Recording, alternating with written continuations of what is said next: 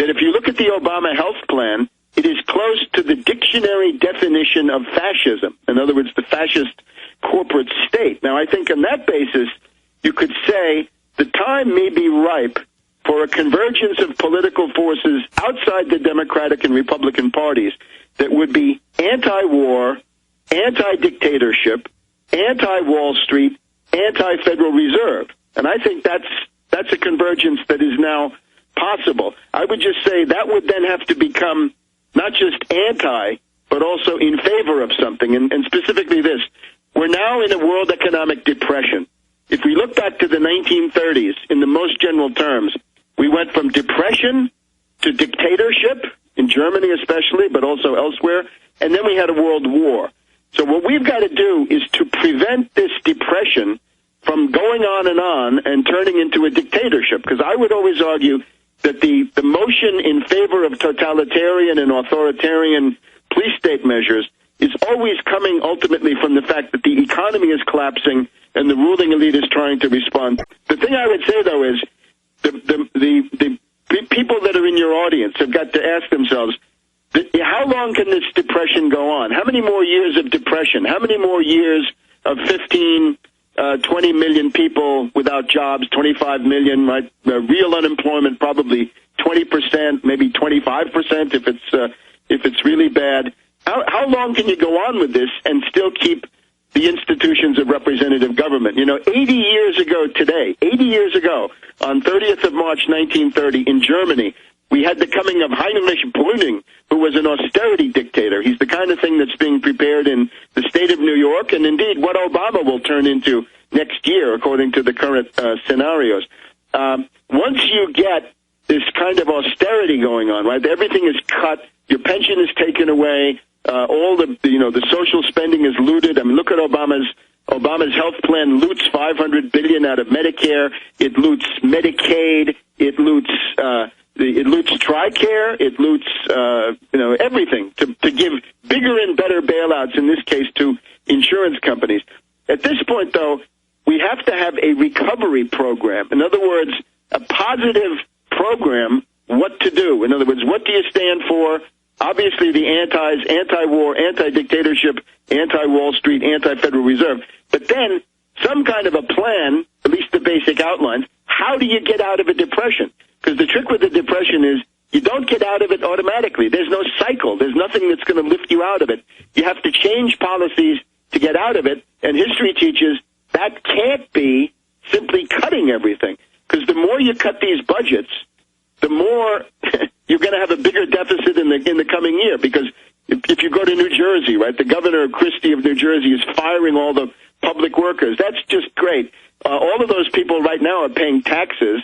Once they're fired, they're not paying taxes anymore. They're demanding unemployment. The thing what is missing is an organized force, that is a third party or something leading to a third party, that would have an economic recovery program, as well as these points about no to the war, defend civil liberties, defend obvious democratic rights, stop this Wall Street domination, and seize and nationalize the Federal Reserve and rip that out of the hands of Wall Street. What I'm trying to point to is right now, the public disgust with both parties is extremely strong. And I would say there are people in the ruling elite who say, well, anybody who's prominent, like yourself, could become a pole of rallying of an opposition force that would include conservatives as well as left liberals and people like this, for the kind of stuff that I think I was trying to point out. So I think that's why they're so hysterical at this point, because Obama has lost his left wing and the Republicans have lost their, Let's talk about where the country's going economically. It's like a bad dream. I can't believe people aren't waking up even faster. But the good news is there is an awakening taking place. The question is, will it be hard enough, fast enough? Webster Tarpley, where do you see the economy going? There's no doubt it's now a double-dip recession, a new stupid term. We're really in a depression. The globalists are in trouble on every front, but they don't seem to care, Webster. Oh, I think they care very much. We've had Iceland voting 92% to say no to the bankers of London and Amsterdam. We have the Greek labor movement staging 2 general strikes. We had a general strike in Italy, too, on top of that.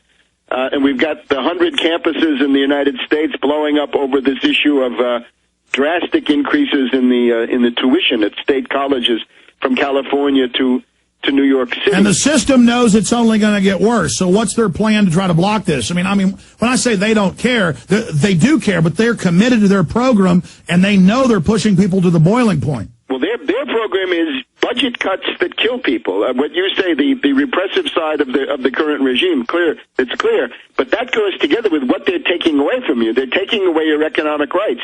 They want to deprive you of whatever pension, health care, job, unemployment benefits, and so forth that you have. The tremendous pressure right now is we have the states across the U.S. and the larger municipalities have a combined deficit of $400 billion. So what you see is Christie in New Jersey, McDonnell in Virginia, Schwarzenegger, the Democrat governor in Illinois, Ryan, austerity, cuts, fire state workers, reduce the salaries of state workers if you can, gouge, chisel, and ultimately that will kill people. That actually leads to greater losses of human life than the kind of police state violence. Where's Obama in a year? Well, Obama next year. See, at the end of this, we reached the end of the stimulus phase. Now we're supposed to have we're going to go back to deficit reduction. So Obama is transitioning into his role. He thinks that he can be the austerity dictator, and of course that's very hard because of the way his base is set up. But in 2011, Obama's going to come on the scene, probably with a Republican Congress in at least one house, and he's going to say, I will get the budget back in balance, I will make the cuts. And the way that he does it is by union busting. Remember when Reagan busted the air traffic controllers? Obama is busting the teachers union right now.